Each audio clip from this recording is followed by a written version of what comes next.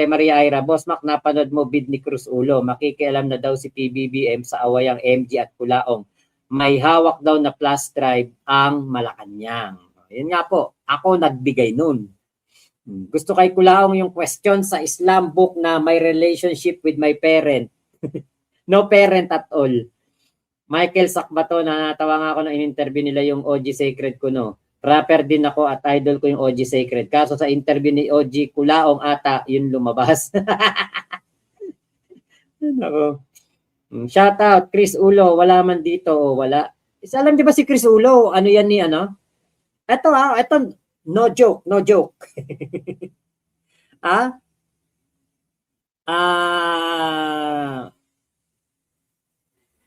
Ito. Papakita ko sa inyo. Total, nabanggit niya si Chris Ulo eh. Nasaan ba yun? Teka po hanapin ko lang Video yun Video yun na na mismong si Chris Ulo. Pinagtatanggol niya si Culaong noon. Kaya nga sabi ko, putya, Tol Chris, umakit ka pala dati sa live ko.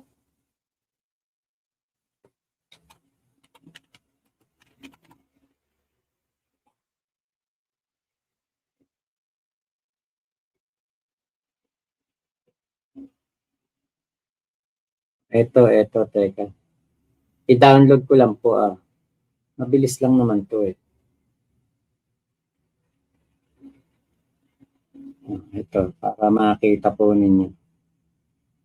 Ito, wala, no joke. Ay, salamat sa'yo. Bigas sa supermarket. Wala pa siyang channel nun eh. Wala pa siya. Ayan si Chris Ulo. Idol na idol ni Chris Ulo, si Culaong. Nabanggit niyo yan Ito po. Ito po.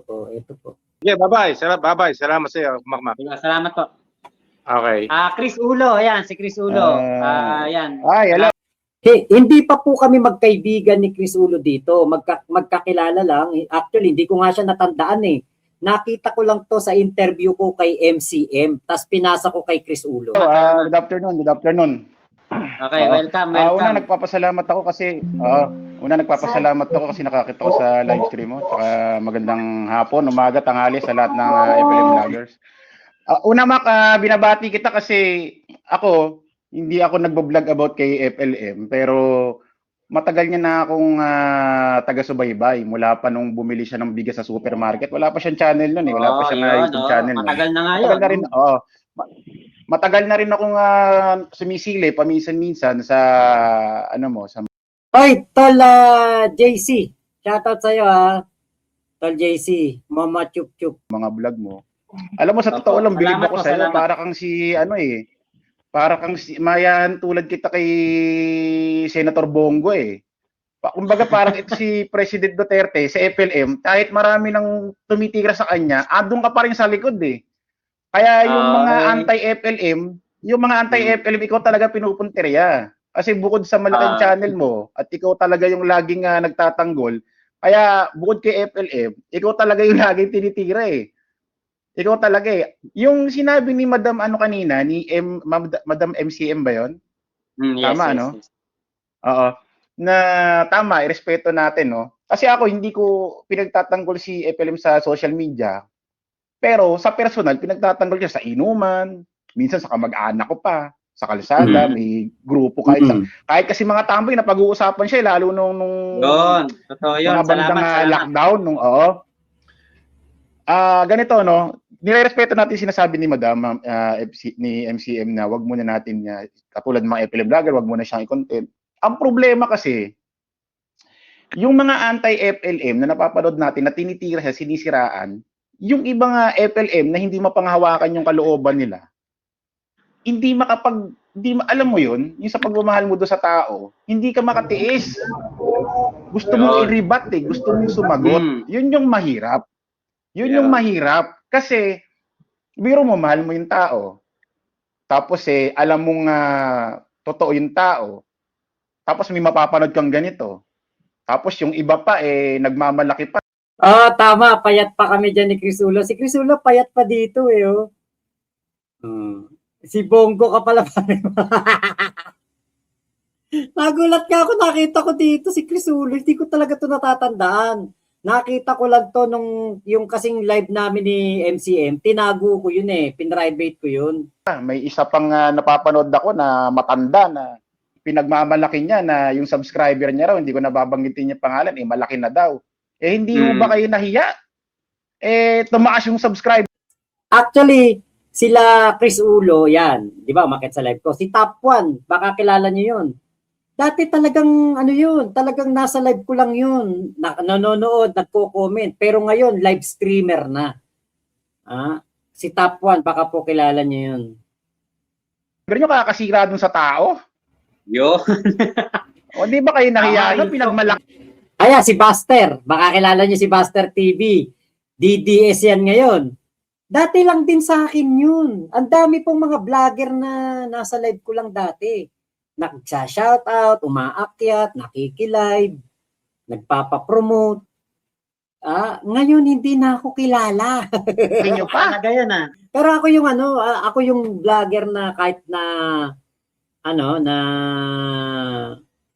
kahit na pumunta kayo sa akin tapos nagpa-promote kayo noon, wala akong sama ng loob. Ako ngayon natutuwa at natulungan ko yung mga small YouTuber noon eh. Ngayon mga vlogger na. Kita nyo, ang dami kong vlogger na natulungan, mga DDS ngayon. Never akong binanatan. Bakit? Alam nila kung gaano ako kabait na vlogger. Hindi ba, ano ba yun? Pinagmamalaki pa niya, pinopost niya pa Anong channel ni Chris Ulo? Chris Ulo po. sa community niya post niya kilala mo yun, Ate Maria Ira. Yun, si Top 1. Marami ng channel ngayon yun. Maraming salamat sa lahat. Ganyan-ganito, malaki yung subscriber ko.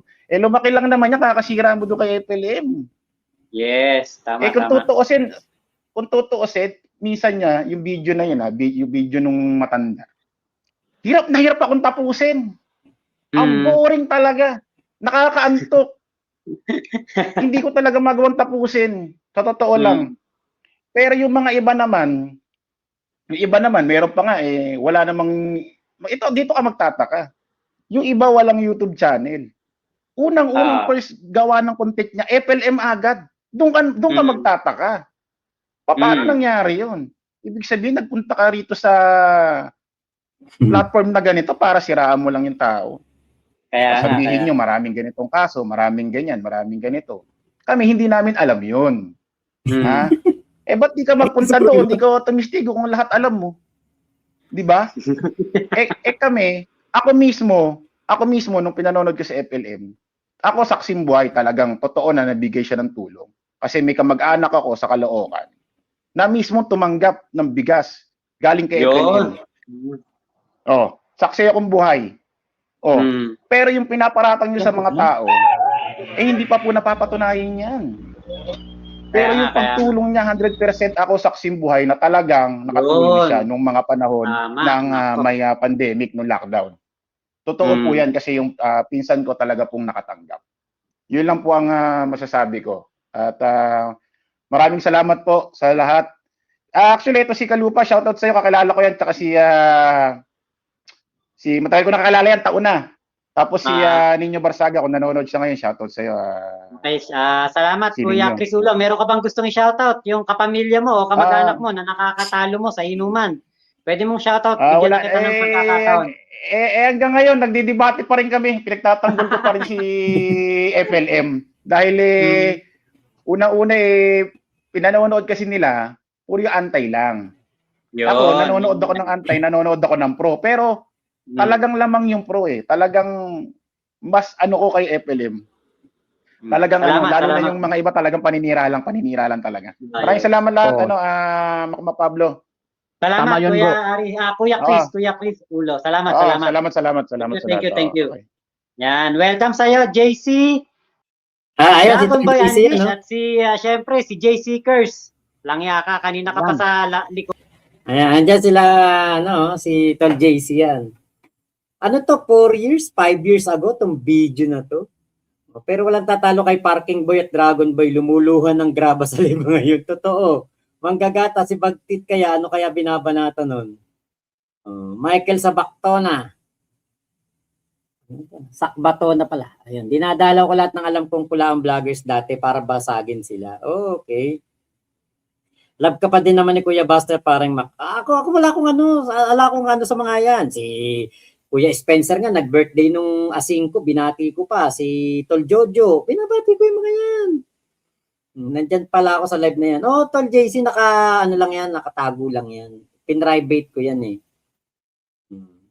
Kambing ata, ay sorry, ano ba ibig mong sabihin, manggagatas? Shoutout sa inyo ha. Thank you, Eyesight. Ayan, si Ate Maria, Ira. Kita nyo itong si Chris Ulo.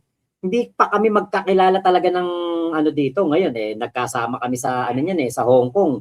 Magkasama kami sa kwarto niyan sa hotel. Naging close kami, naging magkaibigan kami. Ngayon ko lang nalaman na umakyat na pala siya dati sa live ko at siya pinagtatanggol pa niya si Kulaong sa mga basher. Pinagtatanggol pa niya sa mga kamag-anak daw niya ng kainuman niya o kainuman niya. Pinagtatanggol daw niya yung si Kulaong. Di ba? Marami talagang nabaloko si Kulaong that time. Marami. Dahil nga po sa style niya ngayon. Yung style ni Kulaong hanggang ngayon, style niya ngayon. Kung ano yung napapanood yung Kulaong ngayon, yun din ang Kulaong noon. Kaya nga po sabi ko, history will repeat itself. Yabang-yabangan, tapang-tapangan, pagdating ng araw, pagdating ng panahon, si Kulaong, pag nahoyo na, pag naoblo na, alam niyo kung ano gagawin yan? Alam niyo po ba kung ano gagawin yan? Bigla na lang magiging biktima yan. Pa-victim, ganun po gawain yan. O Big Mama, ako sir, dati ko pa nadidinig yung pangalan niyo dahil sa pamangkin ko na kilala mo na naging kumari mo na ngayon, kalaban mo na. Pamangkin ko siya pero di kami parehas ng pinaniniwalaan. Ay, Big Mama, sino yun? Pamangkin ko na kilala mo na naging kumari ko. Na ngayon, kalaban ko na. Pamangkin mo siya pero di kayo parehas ng pinaniniwalaan. Ako, sino po ba yun? Bigyan niyo naman ako ng clue. Kumari ko? Ay, baka si Yama. Kasi yun dito na sa Sokmed eh. Baka si Yama. Yun. Golden Takori. Baka nga si Yama. Ang dami kasi talagang tao nun sa Sokmed, Mac. Si Kulaong Seri, kaya mahirap mo talagang matandaan. Tama. Oo. Kaya nga nakalimutan ko tong live na to na si Chris Ulo nandiyan. Kita nyo si Buster, nandiyan, si Kalupa, si Tol JC. Yung iba, mga vlogger na malalaki ngayon. Yung iba, mga rapper. Yung iba, mga kumpare ko, mga okay kami. Ang dami ko pong napalaking channel, sabi ko sa inyo. Ako yung dating kapag gusto mong lumaki channel mo, pumunta ka sa live ni Makmak nung panahon ng pandemya. Putya, nanonood sa akin nun. Nagpe-play pa lang ako ng kanta Nagpe-play pa lang ako ng kanta. 1,000 na kaagad yun, 500 hanggang 1,000. Pag nag-start na ako ng live noon, ako po, sabi ko sa inyo. Ang dami talaga nanonood, umaabot ng 3,000, 4,000, 5,000. Yawards from Negros Occidental. Ayun, shout out. Alvin Almeniana, hello po.